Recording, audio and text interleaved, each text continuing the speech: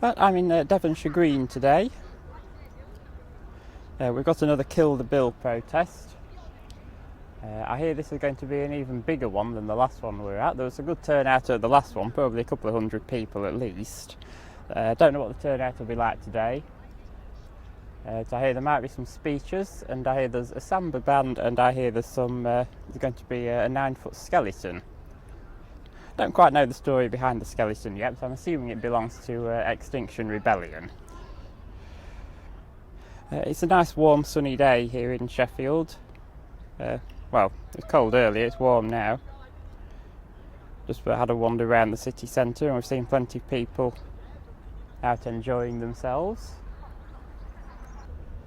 Yeah, to be honest, I'm really not too sure what to make of these Kill the Bill things. There's a lot of communists and socialists which I don't agree with.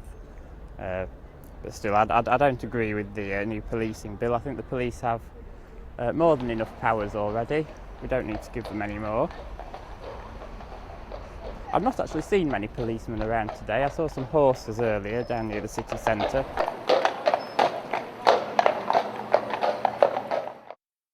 What a lovely crowd! And we're here because this government wants to clamp down on our democratic rights to protest. They want to shut us up. They want to stop accountability and transparency. And they want to hold up on our democratic freedoms. My name's Martin Mayer. I'm Secretary of Sheffield Trade Union Council. And we're here as part of the trade union movement today, alongside this wonderful coalition, Sheffield Against the Policing Bill, for a joint rally here at Devonshire Green this Saturday on a national day of action to kill the bill. Let's kill this bill. And it's movements like this, when we all come together and speak with one voice, that's going to make a real difference. So I just want to say, today is also International Workers' Day, May Day. So Sheffield Trade Union Council, thanks very much. We're here for two reasons: to kill the bill and also to celebrate the history of the trade union movement and to fight for the working class and a fair share of the wealth of our society. So what we'll be doing is having a rally here on Kill the Bill. Then we're going to have a march straight down the road to Barker's Pool, where we'll have our May Day rally with speakers. And I hope you'll all join us for that, because this is a joint effort by the trade union movement and the movement for democracy, the movement for freedom, the movement to kill the bill.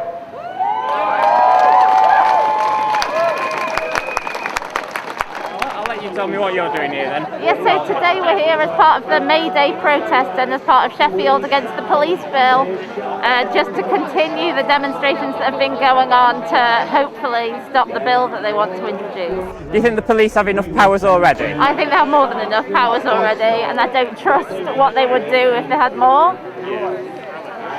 Am I right in thinking that Anne got arrested to protest once? So yeah, she got arrested at the Autumn Rebellion in London a few years ago. I thought she did. Yeah. So yeah, she was arrested for blocking the road, I think, and then it turned out I think she had to pay a fine of about £12. Yeah. So yeah, I'm just going to introduce our first speaker. So we've got Chris Peace from the Orgreave Truth and Justice campaign. So a massive hand please for Chris. Thank you, and happy International Workers' Day. And that's to you, the workers, the ones who do all the work, the many who do that, not the few who just take the credit for it. So on this day, we do remember and we mark what it is. And if you are not in a trade union now, if you're not in one by the end of the day, then there's a problem, Sheffield. So make sure you are. A very serious crime happened just outside of this city 37 years ago next month. And that's what happened over at Orgreave at the coking plant during the miners' strike. There has never been accountability for what was basically a police riot. And if there's one message you can give to people about this new policing bill, it's that it's simply legislation that is not needed. It wasn't needed to beat the miners at Orgreave. It wasn't needed on the poll tax demos. It's not been needed for the Occupy movement. The police have got sufficient powers, and when the state arms them to use it against their own citizens, that is a serious crime, Sheffield. Yeah, and it really shows, this is nothing new. Our Sheffield Against the Policing Bill movement has come about over the last 2 months or so, but, we're, like Chris said, we are really standing on the shoulders of giants, and we're following in a really proud history of this movement. Next I'd like to welcome up Si from XR, from Extinction Rebellion Sheffield.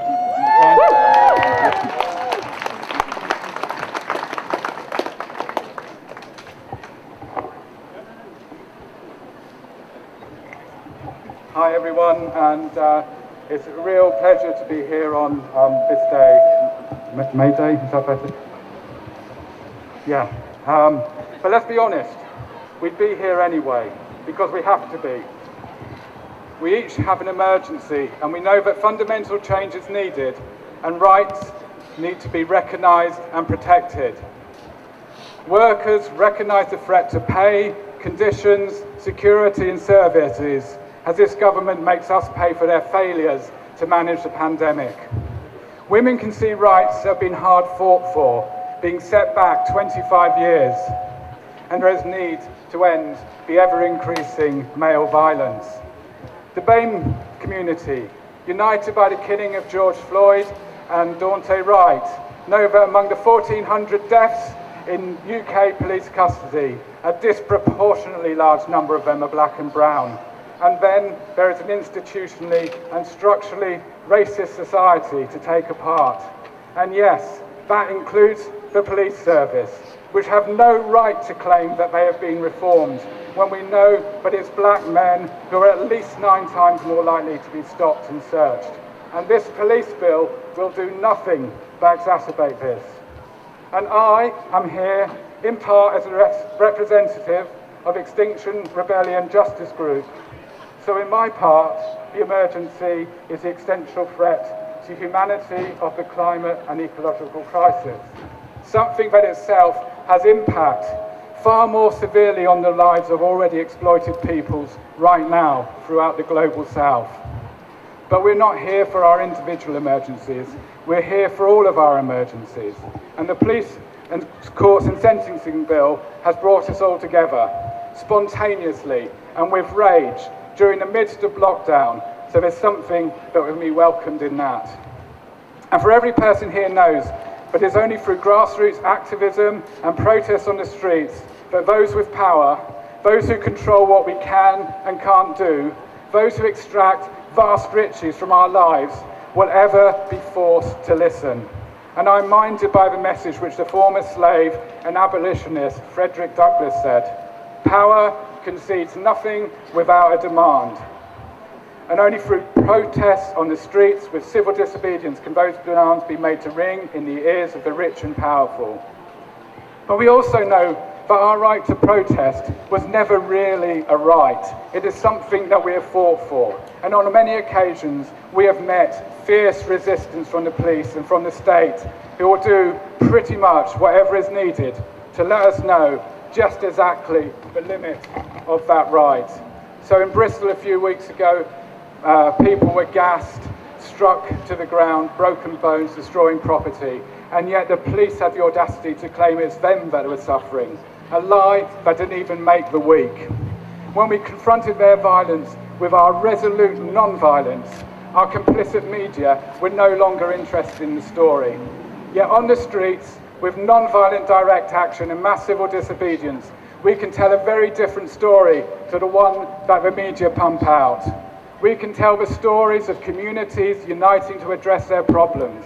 We can expose the lies and hypocrisy of the elite who tell us there is no such thing as society. We can reimagine a world where women are safe, welcome, where we learn from one another, and the voices of black and brown people are both heard and valued. And we can openly challenge this system that places profit and greed above all else and extracts resources from the planet and from the life out of people. So we need our streets, we will protest, but let's not pretend this bill won't make it harder.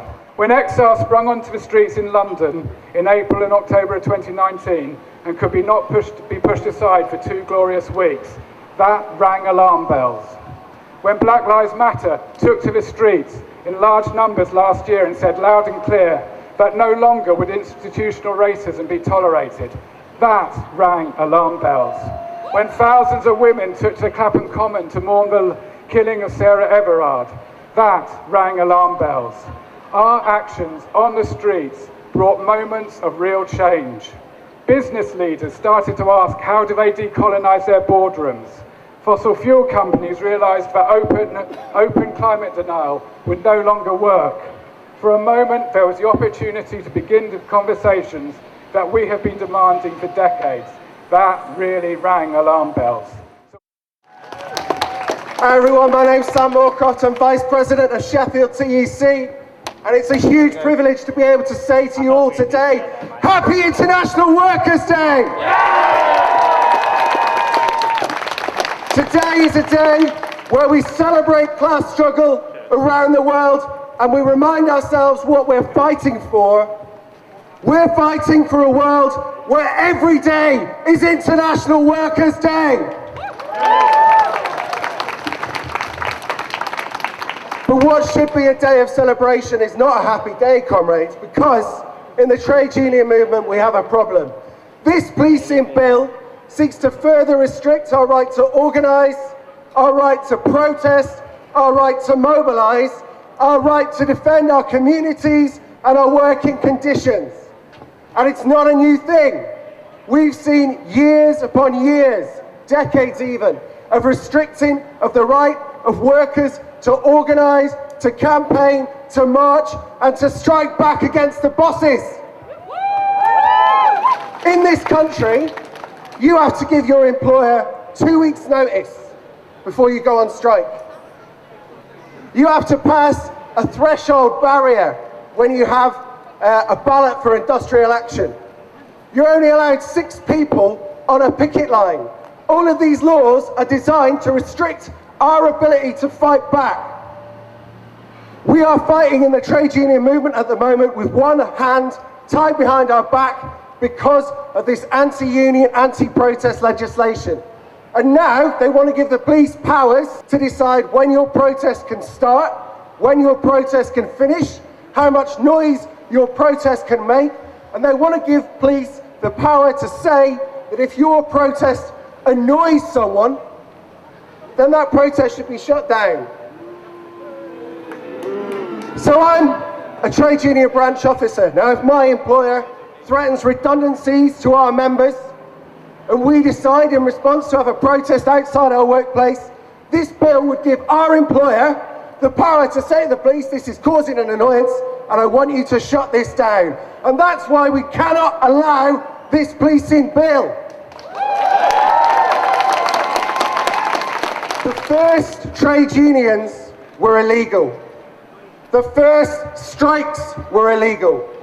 The state tried to shut down workers where they organised, but it didn't work and it will never work. Because when workers are united and they come together in numbers, united, there is no power on earth that could stop us. Solidarity! Hello. I'm going to start off with a bit of a confession and say I am not living in university accommodation, but the people who would have been able to speak today about that are currently occupying the Arts Tower and the Cantor building of their universities. Since January, 103 students at the University of Sheffield and over 300 at Sheffield Hallam have not paid their rent, and we're on track for even more people to not pay their rent and stay on strike for the May 5th payment. Students throughout this pandemic have been treated abysmally. They have been denied access to mental health services that are supposedly supplied in plentiful quantities to students. There has been no access to facilities that we have paid thousands and thousands of pounds to be able to access. And so many students, especially first years, have been paying £6,000 or even more for rooms that they're not even allowed to be living in. Rent strikers are demanding 30% off for all students, a no penalty early release, and a full refund for all students for the most recent lockdown, as well as asking the university to just acknowledge the insufficient support that is being provided over this pandemic. So since last Friday, occupiers have been in the Arts Tower and the Cantor building. I can't speak for the experience in the Cantor building, but I am aware that in the Arts Tower, it's been getting more and more hostile. The temperature is slowly dropping every day in there. In the sleeping area, it's getting as low as 10 degrees. They're being woken up at about 6:30 in the morning by the security, and their kettle and microwave have been confiscated. They've got no access to hot water anymore. And it just seems like the university, instead of trying to reason with us and negotiate and reach a conclusion that is fair and equitable for everyone, are trying to silence dissent. But the pressure is mounting, and the Vice-Chancellor the other day agreed to meet with the rent strikers at the University of Sheffield. But soon after that, when rent strikers said they were only willing to meet if there would be at least some possibility of being able to discuss the demands, the VC decided to back out. Today, or yesterday rather, the rent strikers at the University of Sheffield received an interim possession order stating that they had to be sentenced to a hearing because apparently they were trespassing in their own university building at the university they were paying to be at. For some of whom, it was the first time they'd ever been on their own university campus. The VC, of course, still will not meet with them and is instead trying to evict them. I'm speaking about this today because this is all interconnected with Kill the Bill. It's part of this huge pattern of refusing to acknowledge the absolute ridiculousness that is the way that we are approaching dissent. Instead of trying to actually sort out problems, we're just silencing them.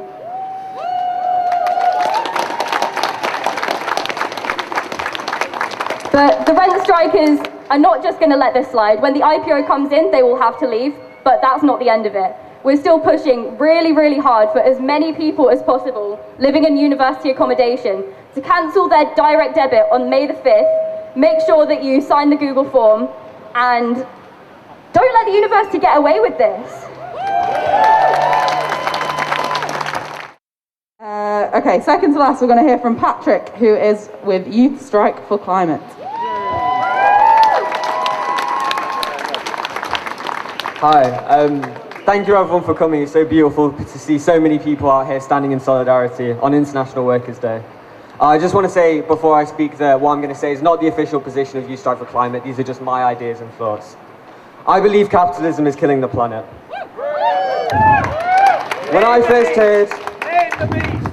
I first heard about the youth strike on the 14th of February 2019, I had no idea how much it was going to change my life.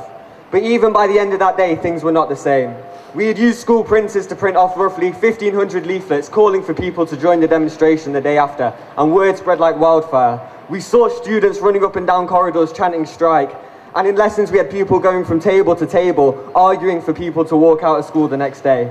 And the strikes themselves were electric, consisting of an open mic where everyone from university students to year 7s were able to share their ideas. And it was the weekend after that we met down in the church by the Crucible to set up a group that could organise this movement against climate change. For that year we organised protests every month, culminating in the 20th of September, where we built a coalition with the trade union movement and climate change movement, and we organised a protest of 5,000 people fighting for two causes: climate justice and workers' rights. For many years, the fight against climate change and the workers' movement have been seen as two separate things. We can no longer afford to be so naive. Both climate activists and workers share a common enemy. It is the same bosses who pollute our rivers who lobby governments to push anti-trade union laws. It is the same police who right now are attacking HS2 rebels and indigenous communities in America, who break up strikes with violence and attack protesters. Climate change is not the fault of everyday people like you and me, as the millionaires would have us believe. It is the result of companies. In fact, only 100 companies are responsible for 70% of emissions in the last 50 years. Because under capitalism, it is normal to let children die of hunger. It is normal to let homeless people sleep on the streets when there are enough homes to house them. It is normal for banks to force children out of their homes if their parents cannot afford the mortgages.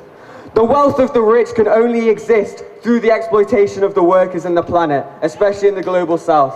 In a world where people are starving, when 8 people own more than half of the world, it is necessary to be radical, it is necessary to be revolutionary. And it is through fighting for the liberation of the working class. We must also fight for the liberation of all oppressed people. We must be united against racism, against sexism, against homophobia, transphobia, and every other form of division within us, because we need to unite against a common enemy. We need to educate others, we need to organise, we need to resist. Workers and students of the world, unite!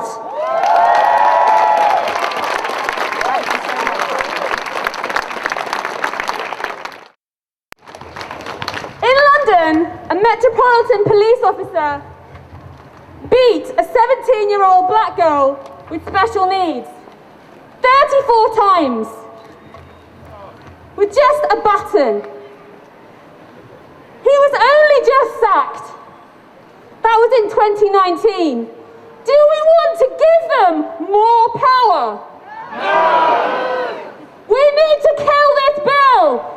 We need to be in solidarity with all oppressed minorities. This is what our future is going to look like if Priti Patel and Boris Johnson get their way. XR hurt this government. They stopped tabloids from printing their crap. They did not like that. So now they're trying to silence all of us. They cannot do that.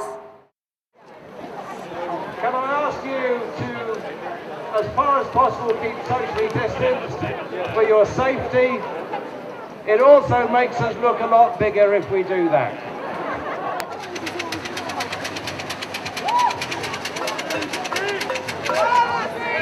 Whose streets? Our streets! Whose streets? Our streets! Whose streets? Our streets! Whose streets? Our streets! Whose streets? Our streets! Whose streets? Our streets! Whose streets? Our streets! Our streets! Our streets!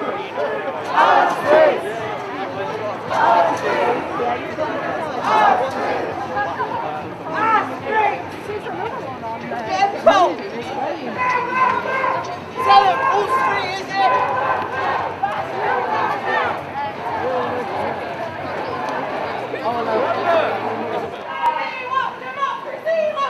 This is what democracy looks like! Tell me what democracy looks like! This is what democracy looks like!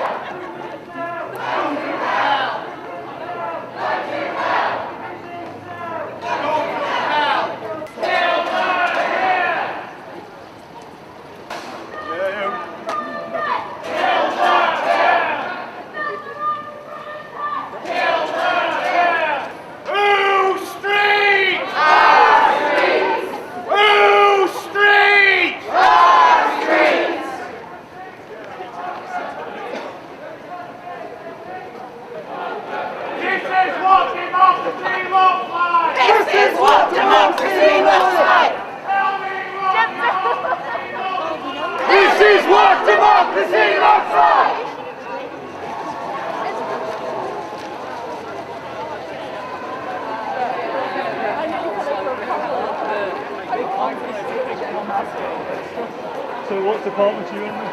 Each department. Whose street? Our street! Whose street? Our street! Whose street? Our street!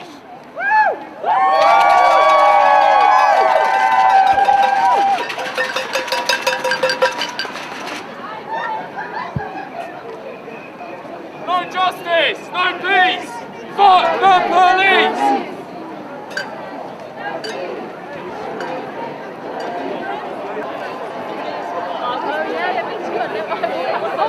Should we go and get a photo with I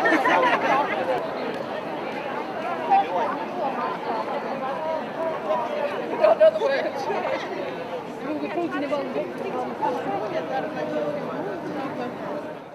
Where's your mask? What mask? Oh, it's out quite well. I've got a mobile mask, hang on.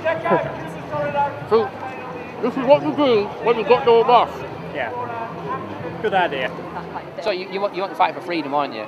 Yeah. Obviously the mask is a symbolism of not free, but obviously it's also a symbolism to help. No, it's not a symbolism, it's like protection, isn't it? Yeah, I mean, at the end of the day, we're here for community care and, like, we're just trying to protect everyone else and protect ourselves. Have you done any research on the masks? I mean, as far as I'm concerned, even if it wasn't, like, helping, it's not doing any harm. Like, it's not that big a deal for me to wear it on my face. Because the research I've done, I found out that the masks, they don't stop you from catching it. They just stop. They might lower it from spreading it. Yeah. Because obviously if you cough into there like you do. However, even when you have the vaccine, I've heard that it doesn't stop you from catching it, and it will stop spreading it. Yeah, it just means it's not going to, like, do any harm to you personally, doesn't it? It's easier to hang him on than walking. Controversial one again. Yeah. Okay.